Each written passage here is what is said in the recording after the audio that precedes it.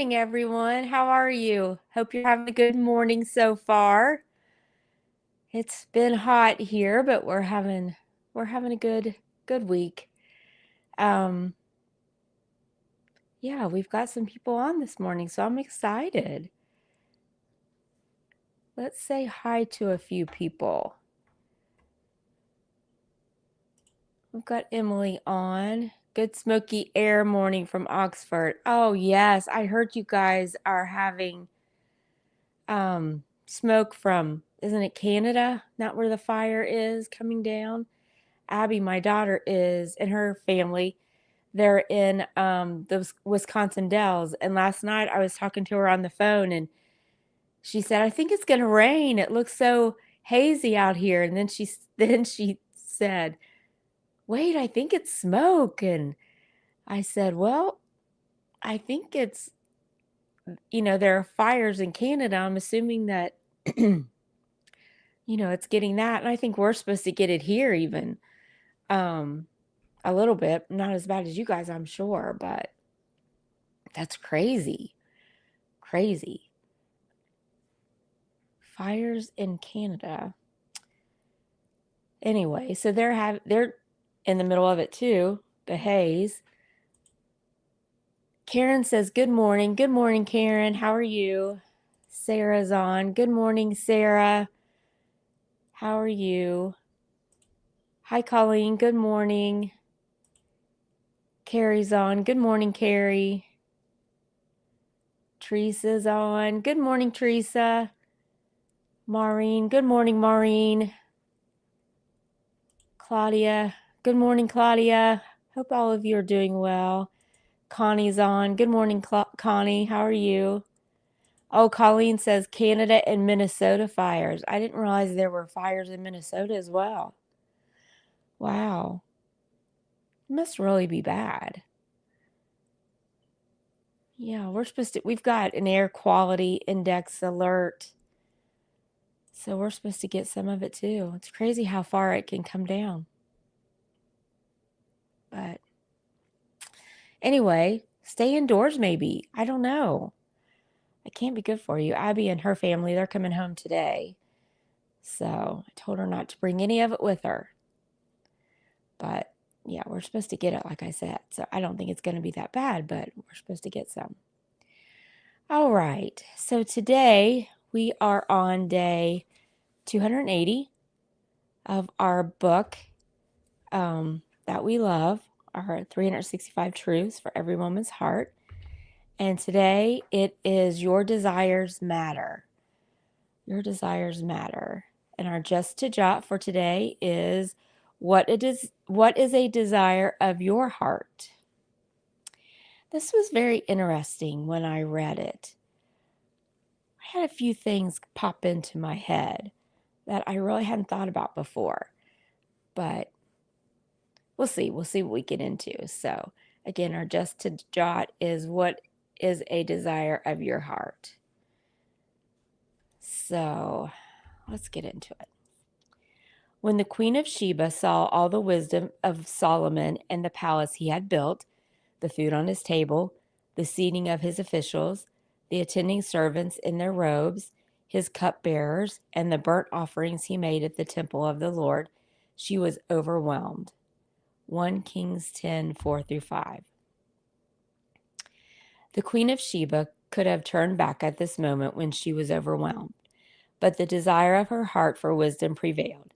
As she came to Solomon and talked with him about all that she had on her mind, and he answered all her questions.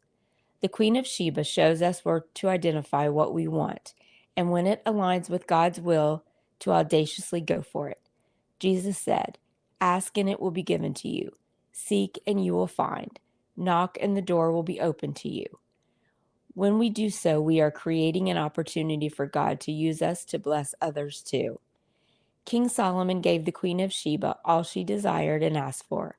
Besides what he had given her out of his royal bounty. Then she left and returned with her retinue to her own country. When the queen went home, she didn't go empty-handed. She brought lavish gifts from Solomon. wisdom that would help her rule well, and a new faith in the one true God. All of those benefited her people.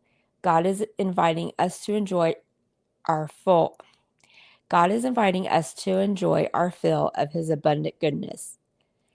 And as the Queen of Sheba found, we will have plenty to share with others too. What do you guys think? That was so interesting to me. And when I did a little bit of research on that, as I try to do, first of all, I learned that this is another area where they aren't sure who wrote Kings. So that's always interesting to me when they don't know who wrote it. But of course, it's so important that it was included in the Bible, even though they don't know who wrote it. But the passage is much deeper than simply describing a wealthy king.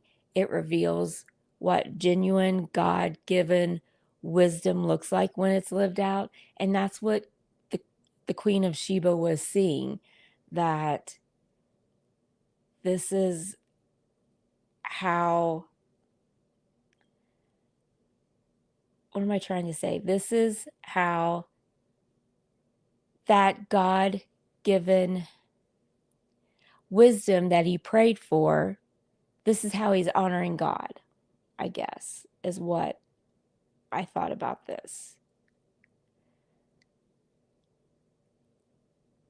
She noticed everything. She noticed his palace, the food on his table, the organization of everything, the excellence of his servants, the way they were dressed, the order of his household, how he worshiped at the temple, everything. And everything he did honored God. And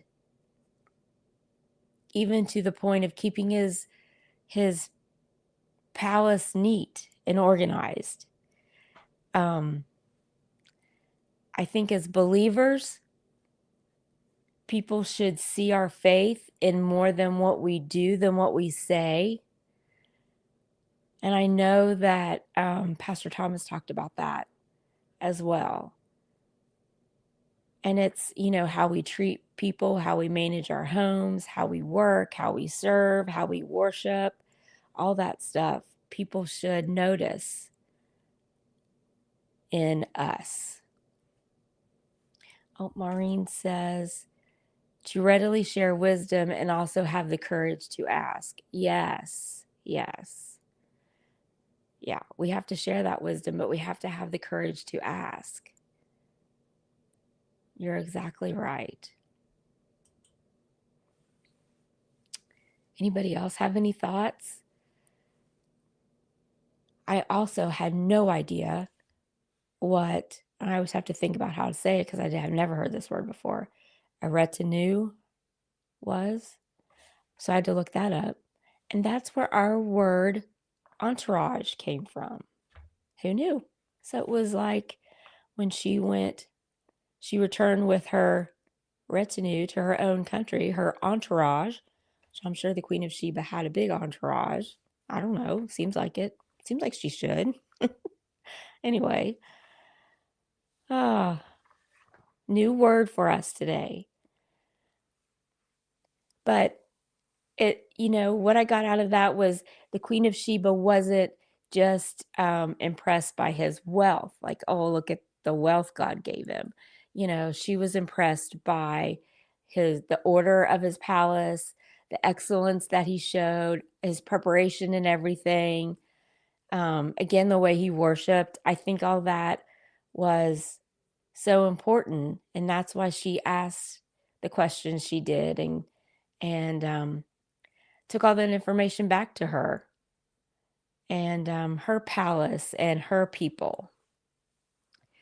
And I think, again, it proves that the greatest testimony of Solomon's kingdom wasn't the palace. It was that everything ultimately pointed toward the Lord. So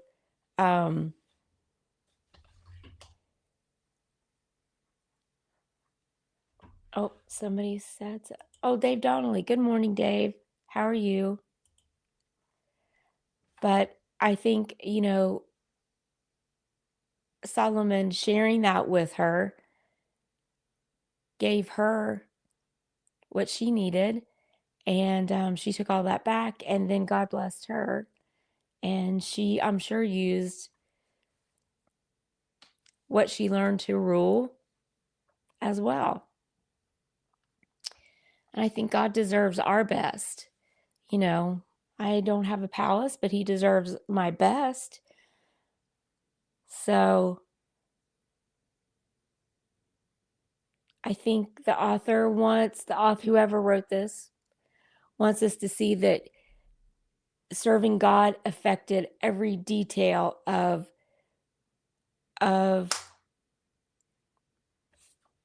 what was his name? Solomon's life. Every detail. He took care of everything in his palace and his people, his servants. He took care of everything. And everything was a thank you, I guess, to God for all that he was given. And I think, what I started thinking about was this doesn't mean that Christians have to have the palace or the fancy clothes, but it means that everything we do, we honor God by serving with excellence. We do it well. And whether we're in church or doing this Bible study or with people or working or at the store, we do whatever we set out to do, we do it well. And that's honoring God, I feel like.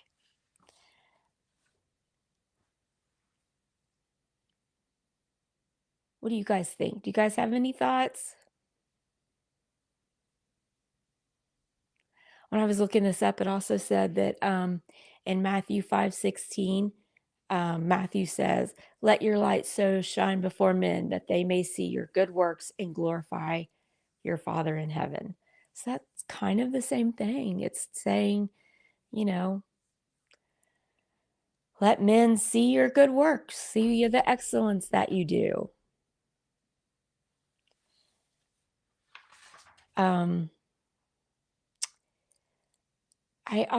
We're trying to grow our church, as you guys know. And I also, when I was reading this, I was thinking of, because I've always got, what can we do to grow the church? And, what should we do now? Or what program should we think about? Or what, should we do in the community? And I think that we just have to do things well, which Pastor Thomas said that too. He's so smart. But, when people come in, visitors to our church, they notice the sermon, of course, but they also notice, do we say hi? Are they welcomed? Are we happy? Do we do things well? Are we organized? Do we care about each other? Do we feel like a church family? Does everything we do honor God and point to Jesus? So I think the goal isn't just, perfection and impressing those people. It's letting people see God's presence and feeling it and seeing our wisdom through our faith and love and our excellent service. And that's going to make them come back. And that's going to have them share and bring more people in. And that's going to grow our church. What do you guys think? That makes sense? I don't know. That was great, Christy. I love that you researched it. Thank you, Karen. I appreciate it. I appreciate it. I'm learning a lot.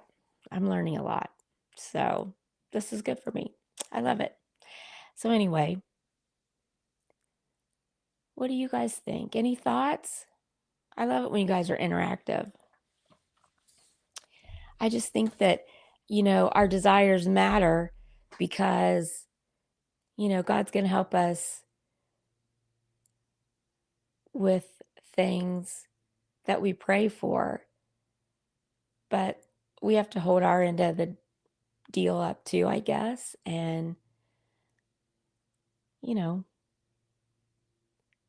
do things well, take care of what we're given.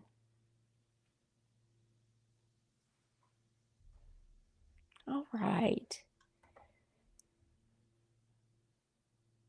All right. Our just to jot, what it is a desire of your heart.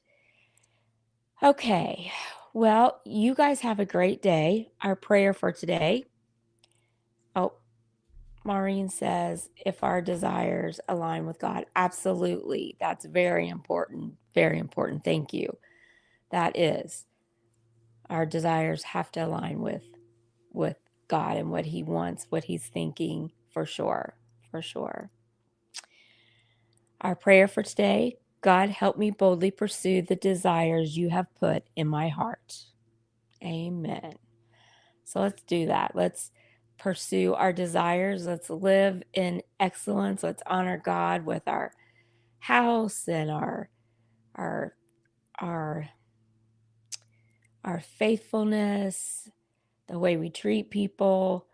Let's honor God in all those ways. All right. Be safe out there in the smoke. And you guys have, actually, I think I see you tomorrow. Yes, I think it's this week. I need to double check on that. I think I see you tomorrow. I'll double check on that. I think this was the week that Olivia was traveling. Yes, so I think it's me tomorrow. So if I don't see you tomorrow, have a great week. But I'm 99% sure now that I say that I have tomorrow. Anyway, have a great day. I believe I'll see you tomorrow. And yeah, stay safe. Be the hands and feet of Jesus. Bye, everyone.